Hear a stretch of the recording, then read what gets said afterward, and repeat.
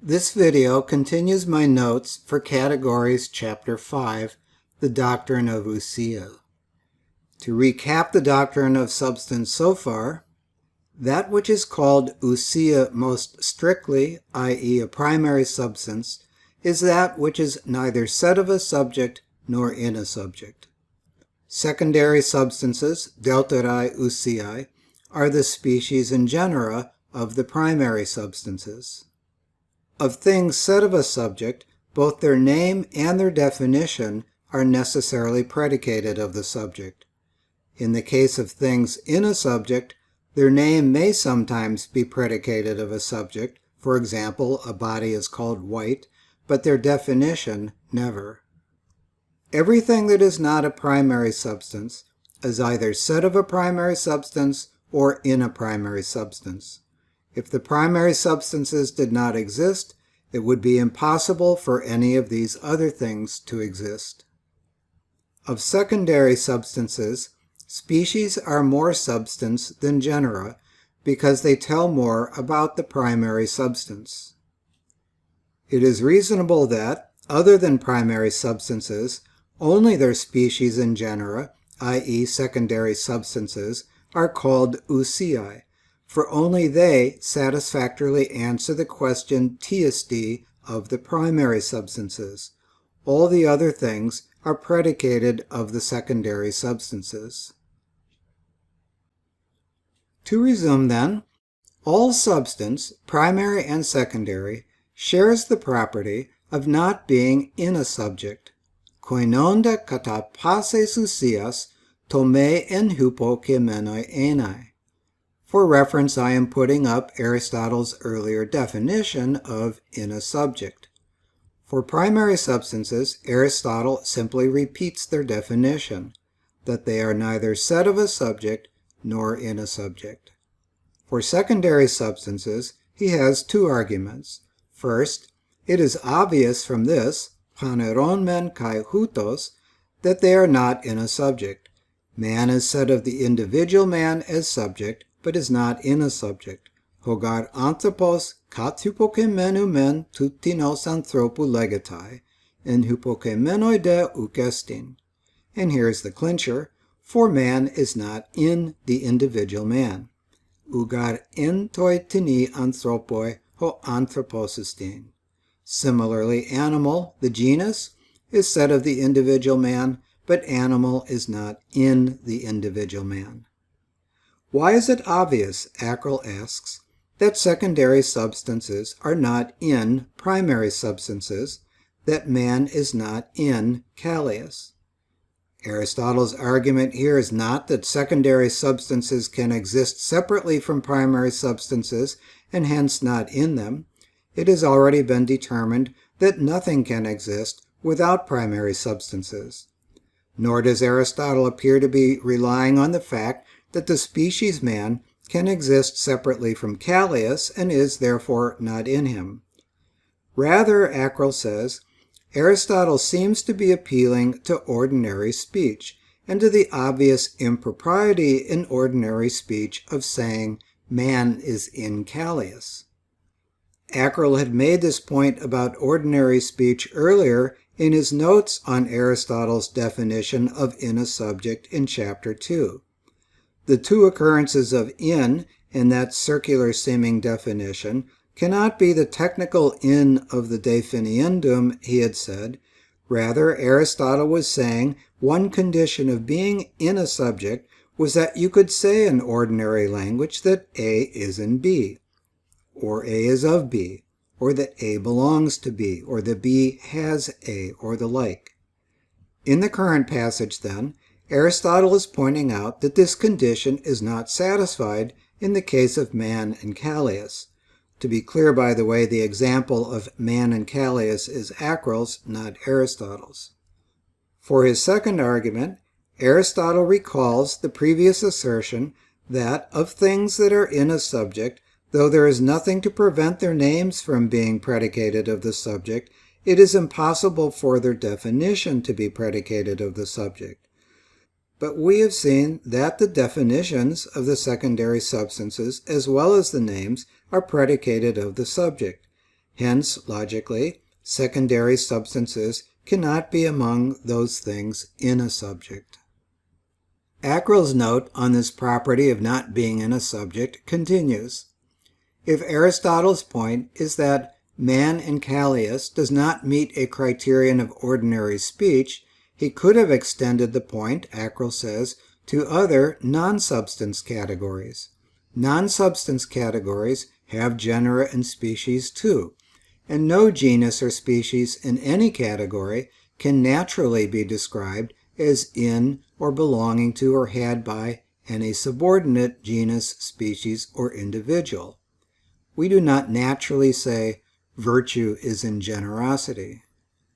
What distinguishes secondary substances, which are the species and genera of primary substances, from non-substance genera and species, is that secondary substances are not in any other individuals, species, or genera. The genus virtue is not in its species generosity, but it is in soul. The genus knowledge is not in its species knowledge of grammar, but it too is in soul. The genus color is not in its species white, but it is in body. Whereas animal is not in man and not in anything else either.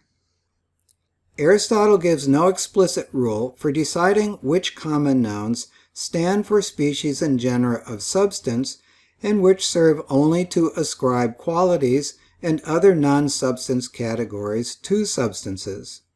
We cannot naturally say, hero is in Callias, or father is in Callias. I am arbitrarily using the words genaios and genetor for hero and father. Acryl's examples are only in English. But if Callias is a hero and a father, the definition of genaios and genetor can be predicated of him, which might imply that hero and father are secondary substances. But Aristotle is not claiming that any predicate word which can be replaced by its definition is the name of a secondary substance. A predicate word introduces an item.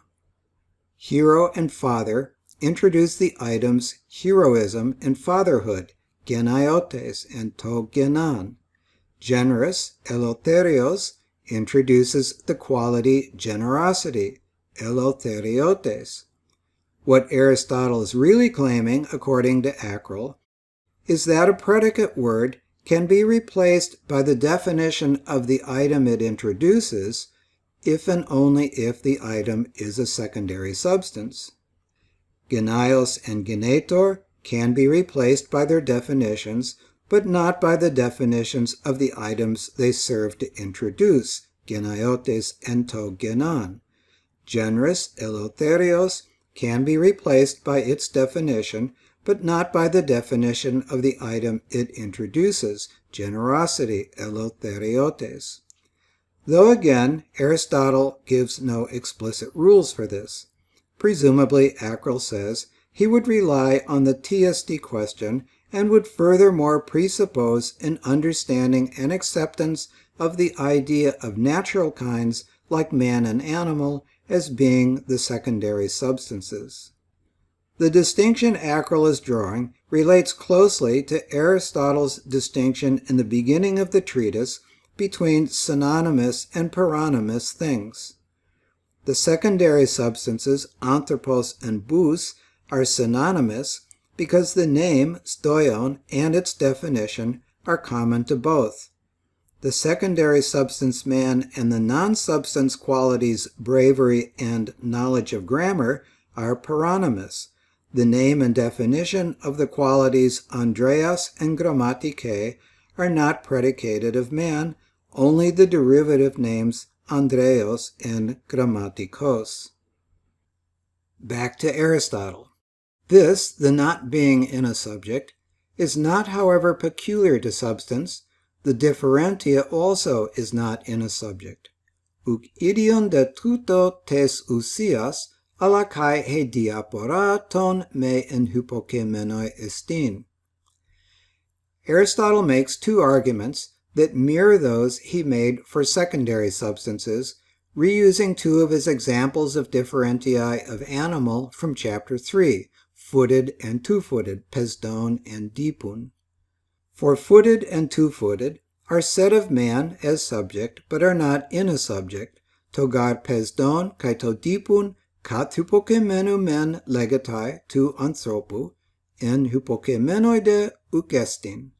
And the clincher, for neither two-footed nor footed is in man, ugar en toi anthropo esti to dipun ude to pesdon. Moreover, the definition of the differentia is predicated of that of which the differentia is said, kai ho logos de categoretai hotes diaporas katsu an legetai he diapora. As per the previous logic, if the definition is predicated of the subject, the thing predicated cannot be in the subject. For example, if footed is said of man, the definition of footed will also be predicated of man, for man is footed. Therefore, the differentia footed is not in man.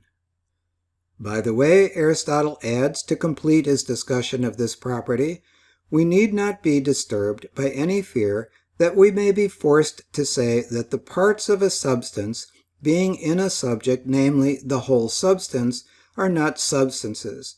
Me tarateto de hemas tamere ton usion hosen hypokemenois ontatois holois me pote anankastomen uk usias auta pasken enai. For when we spoke of things in a subject, here he is invoking the first half of his definition in Chapter 2 of In a Subject, we did not mean things belonging in something as parts, ugar huto ta en hypokemenoi elegeto tahos mere hyparkonta entini. Do not worry, in other words, your head and your hands and your stomach are substances. As a reminder, in Aristotle, a genus has one or more differentiae that determine its species, and the definition of a species is its genus and differentia. This is called a definition per genus et differentiam. Now, to complete his notes on this property of not being in a subject, Acro finds Aristotle's statement that something that is not substance, i.e. the differentia, is nevertheless said of substance, togar pesdon kai to dipun kat hypokemenu men legatai tu anthropu, surprising and irreconcilable with the scheme of ideas developed so far in the treatise.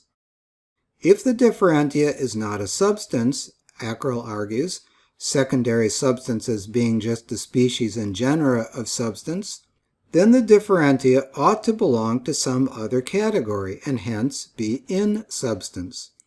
That an item in one category should be said of an item in another category violates the principle that if A is said of B and B of C, then A is said of C, Acro says. So why does Aristotle say the differentia is said of the substance? I must admit that this argument, that an item in one category being said of an item in another category violates the transitivity principle, has stumped me, because we see cross-categorial predication in Aristotle. For example, Socrates or Socrates' body is white, Callias is generous, etc. So why not man is footed? I think the answer is that for Acro, the relation said of is strictly between the genera and species and individuals within a category and transitive therein, or, in the language of others, a property of essential but not of accidental predication.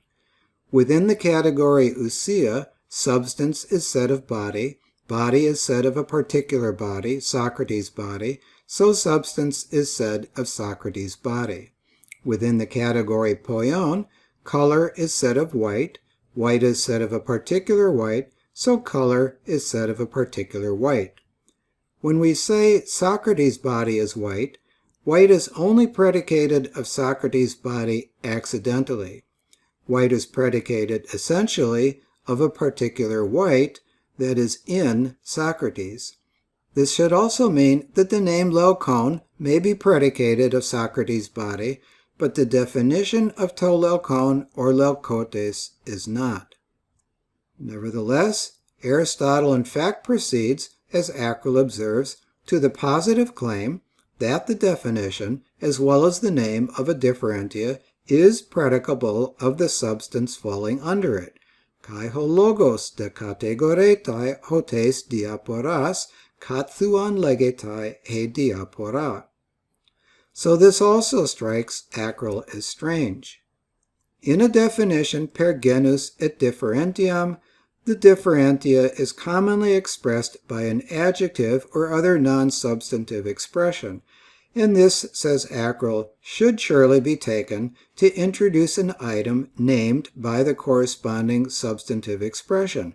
Let us say footed, introducing footedness. Acral's example is rational, introducing rationality.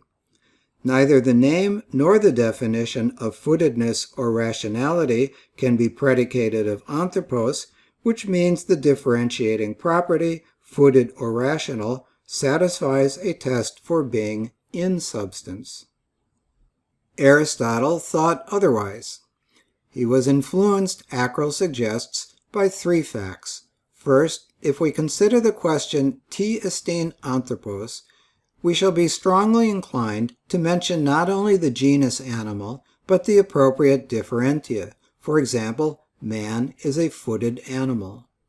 Second, the principle from Chapter 3 about the differentiae of things in non-subordinate genera implies that mention of a differentia renders superfluous, to anyone who knows the true classification of things, any mention of the genus.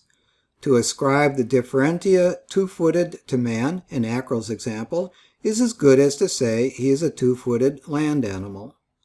And 3, Aristotle sometimes uses as examples of differentia words adjectives which also function naturally in Greek as nouns. Take the neuter adjectives pesdon, tenon, and enudron. We saw these given as the differentiae of animal in Chapter 3 and translated as footed, winged, and aquatic. In Chapter 13 of the Categories, these same words function as nouns representing species and are translated beast, bird, and fish. Moreover, Acral says, there are no abstract nouns like footedness and two-footedness in Aristotle's vocabulary corresponding to these neuter adjectives. In other words, in Aristotle's mind, these neuter adjectives do not introduce an item like footedness whose name and definition cannot be predicated of the subject. That may or may not be true of Aristotle's vocabulary. Curiously, I do find pesdotes in Simplicius's commentary on this section of Chapter 5. The commentary is also a reminder that the ancient commentators struggled with the same issues Acral and other modern interpreters do. Some have a problem, just like Acral, Simplicius reports, with Aristotle saying predication from a differentia is done synonymously. That is the next property in the doctrine of ousia we are going to study. For example, that both the name and the definition of footed, pesdon, are predicated of the subject. For pesdon signifies two things, the objectors say. One, the state itself of being endowed with feet, i.e. footedness. Togar pesdon henmen semane ten hexinauten hoion ten pesdoteta. And secondly, that which participates in this state, heteronda to met ekon tes hexaos tautes. But this latter is not a differentia, and so has nothing to do with the definition. Ala tutomen uk estin he diapora, dio uden proston logon. But of footedness itself, which is the differentia, neither is the name predicated of the subject. Autes de tes pesdotetos hetis estin he diapora, uta to onoma categoretai kata tu hypokemenu. For nor do we call the subject, like man or any other of the beasts, footedness. Udegar legomen pesdoteta to hypokemenon, hoionton anthropon, eti alloton pesdon. It seems these anonymous objectors, unlike Acral, do not have a problem conceiving of pesdotes as a word Aristotle might conjure up. In any case, not every modern scholar finds Aristotle's treatment of differentia here all that strange. And a reminder from our previous notes that differentia is one of the quinque voces in Porphyry's isagoge, a basic grasp of which Porphyry regarded as a prerequisite to a study of the categories. It is another characteristic of substances and differentiae that all things called from them are so called synonymously. Hyparche de tais usiais kai tais diaporais to panta sun onumos ap auton legistai. To be called from a substance or differentia is to use the name of the substance or differentia as a predicate. For all the predicates from them are predicated either of the individuals or of the species. Pasaigar hai apotouton categoriae, etoi kataton atomon categoruntai, e kataton edon. Aristotle breaks this down further in a passage that Acrel in his translation marks off as parenthetical. In an approach similar to the previous paragraph, Aristotle first states a characteristic of substances as a whole, and then justifies this separately for primary and for secondary substances, as well as then for differentiae. From a primary substance, there is no predicate, since by definition a primary substance is said of no subject. In classifying predicables in Book 1 of the Prior Analytics, Aristotle gives an example of an individual man in the predicate place, but calls this only an accidental predication. Hotimen un enia ton onton kat udenos pepuca legistai delon. Thus it is obvious that some things are naturally predicable of nothing. Tongar aisteton skidon hekastonestai toiuton hosteme categorestai kata medanos plain hos kata sumbebekos. For broadly speaking, every sensible thing is such that it cannot be predicated of anything, except in an accidental sense. Pamen garpota tolelkon ekeno sokratenenai, kai to prosion kalian. For we sometimes say, that white thing is Socrates, or that which is approaching is Callias. For secondary substances, the species is predicated of the individual, the genus both of the species and of the individual. Likewise, differentiae are also predicated both of the species and of the individuals. After the parenthetical, the main argument continues. The first claim in the argument was that all the predicates from substances, and now we're talking exclusively about secondary substances, and all predicates from differentiae are predicated either one of the individuals or two of the species. To this claim, Aristotle now applies the definition of synonymous. The individuals, i.e. the primary substances, admit the definition of the species and of the genera, and the species admits the definition of the genus. Kai ton logon de epidekontai hyprotai usiai ton edon kai ton genon, kai to eidos de ton tu genus. For everything said of what is predicated will be said of the subject also. Hosagar katatu kategoru menu legatai, panta kai katatu hypokemenu retesatai. This is verbatim the principle of transitivity from Chapter 3. Similarly with differentiae, both the species and the individuals admit the definition of the differentiae. Hos autos de kai ton diaporon logon epidecatai ta ere kai ta atoma. And this was the definition of synonymous given at the beginning of the treatise. Synonyme de gein, hon kai tunoma koinon kai hologos hoautos. Hoste pantata apoton usion kai ta apoton diaporon sun onumos legatai. Ackerl adds the clarification that Aristotle is not saying all things given by a given substance word are necessarily so called synonymously, only all things called from the same substance. Take the substance word animal, stoion, from the beginning of the treatise. Man called from stoion and figure of animal called from stoion are not called synonymously, because stoion predicated of man is not the same substance as stoion predicated of figure.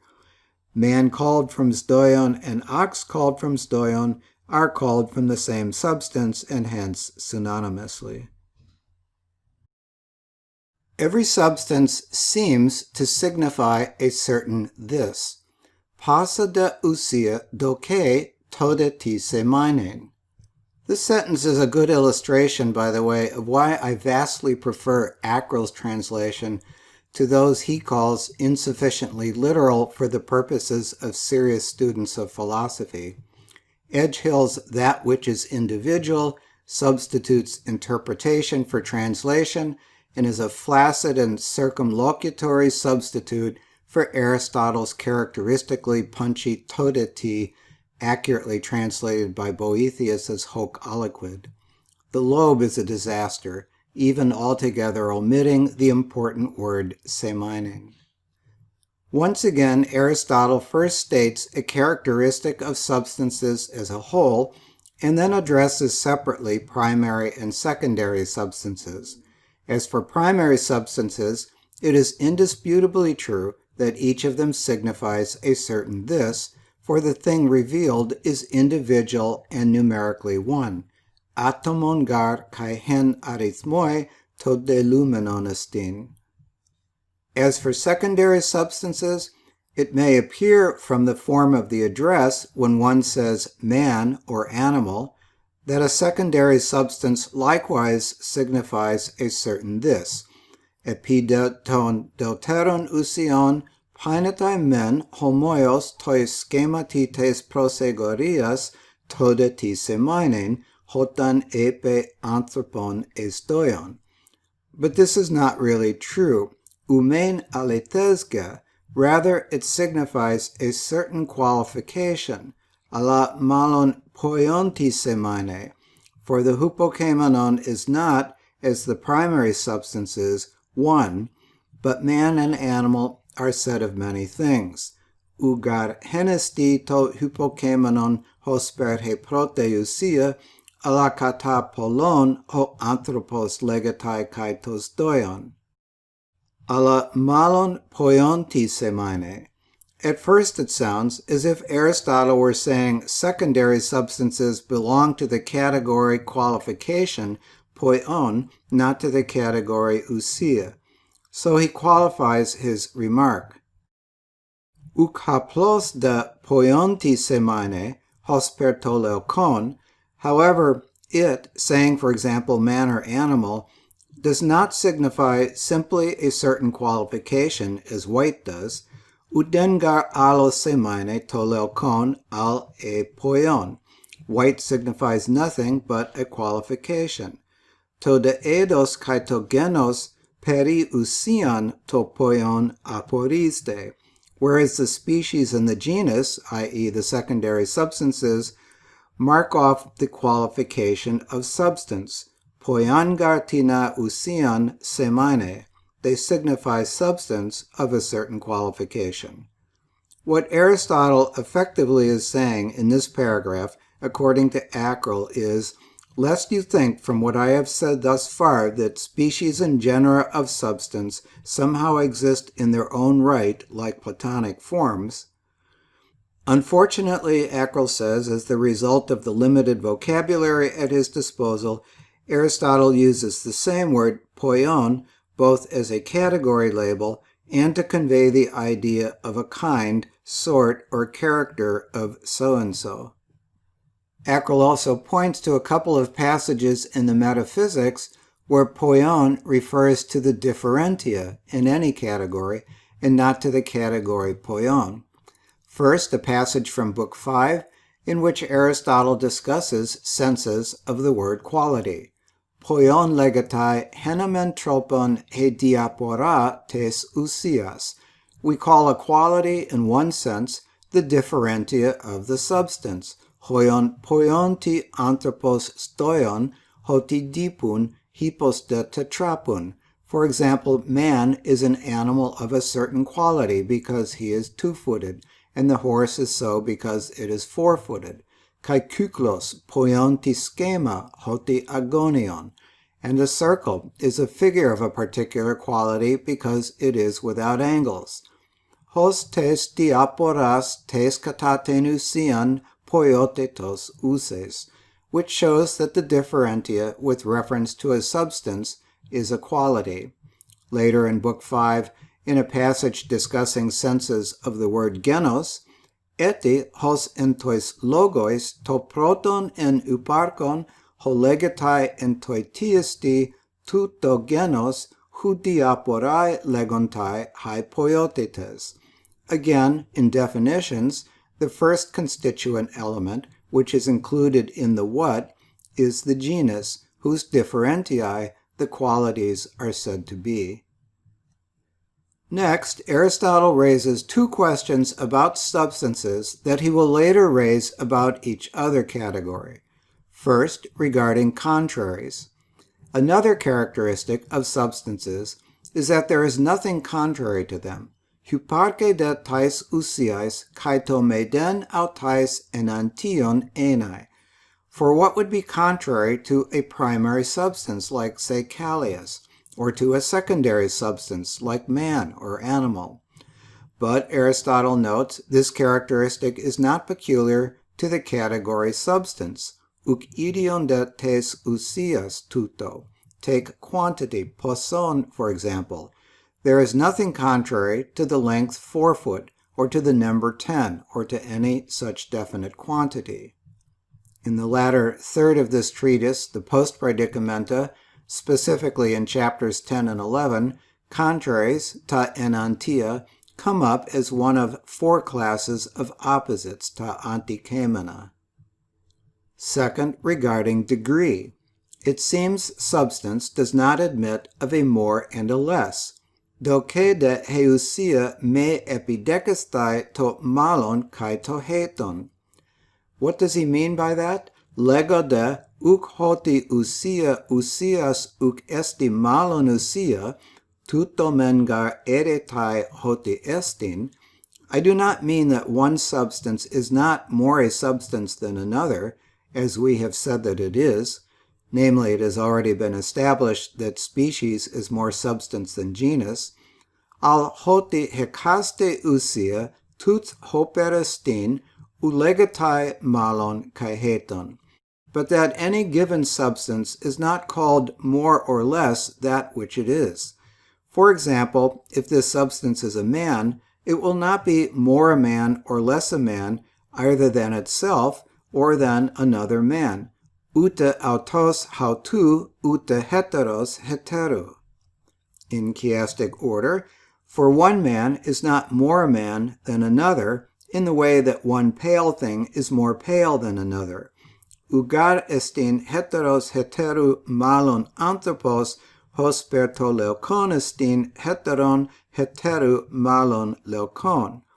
Again, a thing is called more or less such and such than itself, as the body that is pale is called more pale now than before, kai autoda hautu malon kai heton legatai hoion tosoma leukon on malon leukon legatai nun e proteron.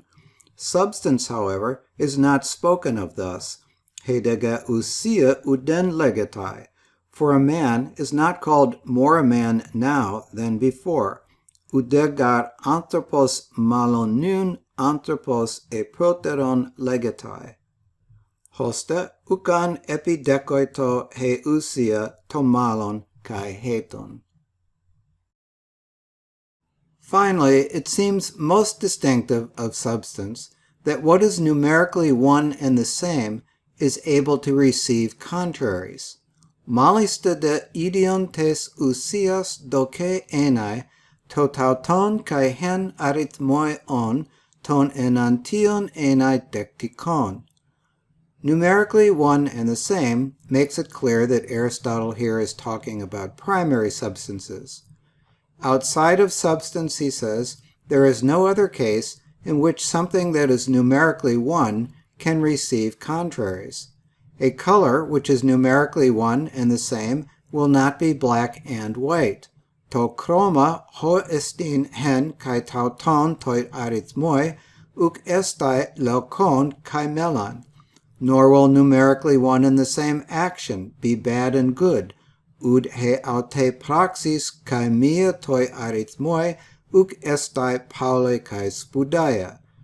A substance, however, he dega usia, for example, an individual man, one and the same, hoion hotis anthropos hes kai hoatos on, becomes pale at one time and dark at another, and hot and cold, and bad and good.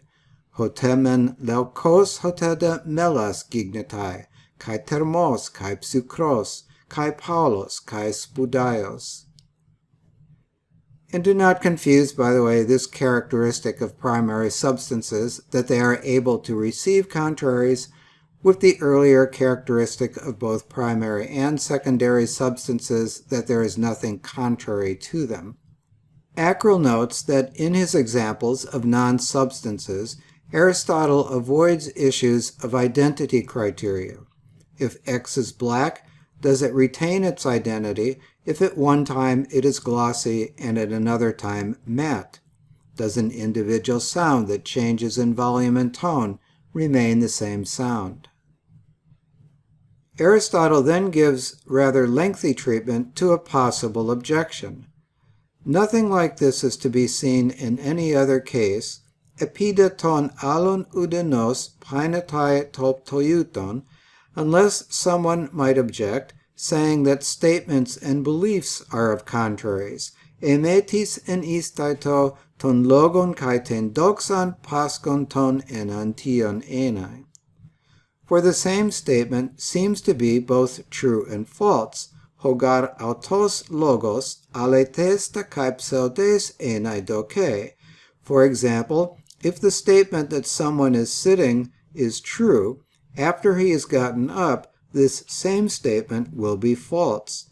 Hoion e aletes e hologos tokates daitina, anastantos autu ho autos hutos pseudes estai. Similarly with beliefs, hos autos dekai epites doxes. If someone correctly believes that somebody is sitting, after that person has gotten up, he will falsely believe if he holds the same belief about him. Egartis aletos doxasdoi tokates daitina, anastantos autu pseudos doxase ten auten ekon peri autu doxan. However, even if someone were to grant this, it still differs in the way, that is, in the way contraries are received. Edetis kai tuto paradecoito alla toiga tropoi diapere. In the case of substances, it is by themselves changing that they are able to receive contraries. Tamengar epiton usion auta metabalonta decticaton enantion estin. Psukrongar ecthermu genomenon met ebalen, eloiotaigar. For what has become cold instead of hot changed, for it has been altered. Kai melon ek leuku, kai spudaion ek paulu, and dark instead of pale, and good instead of bad. Statements and beliefs, on the other hand, themselves remain completely unchangeable in every way. Hode logos kai he doxa autamen akineta pante pantos diamene. It is because the actual thing changes that the contrary comes to belong to them. Tu de pragmatos kinumenu to enantion periota gignetai. For the statement that somebody is sitting remains the same. Homengar logos diamene ho autos tokates taitina. It is because of a change in the actual thing that it comes to be true at one time and false at another. Tu de pragmatos kinethentos hotemen aletes, hotede pseudes gignetai, hos autos decai epites doxes. Hence, at least the way in which it is able to receive contraries through a change in itself would be distinctive of substance. Hosta toi tropoige idionan eetes usias tokataten hautes metabolein decticenton enantion enai. Even if one were to grant that beliefs and statements are able to receive contraries, edetis kai tauta para decoito ten doxan kai ton logon decticaton enantion enai. Uc esti de aletes tuto. However, this is not true. For it is not because they themselves receive anything that statements and beliefs are said to be able to receive contraries, but because of what has happened to something else. Hogar logos kai he doxa utoi auta decestai ton enantion enai dectica legetai, ala toi peri heteronti to pathos gegenestai. No statement, in fact, or belief is changed at all by anything. Haplos gar uden hyp udnos ute hologos kinetai ute hedoxa. So, since nothing happens in them, they are not able to receive contraries. Hoste ucan e dectica ton enantion mednos enautois gignomenu.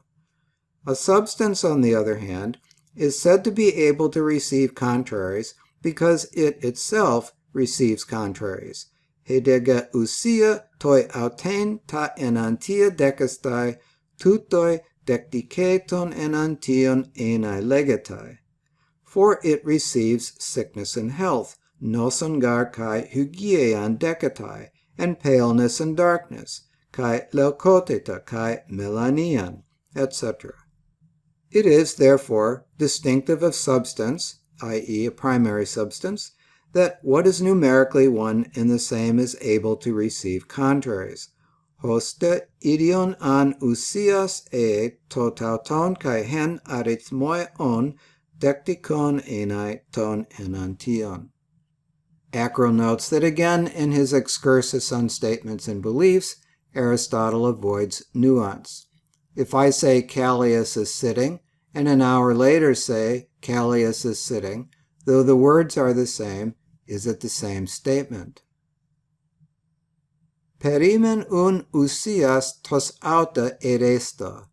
This brings to an end our discussion of substance. The most fundamental point in Aristotle's doctrine of substance is the division he makes between primary and secondary substance. In the Categories, Aristotle does not discuss the different kinds of secondary substances, but Studman has assembled from other works of Aristotle this suggestive hierarchy of the genera and species of substance universals as Aristotle may have conceived it. See the following video for a brief summary of the doctrine of ousia in the Categories.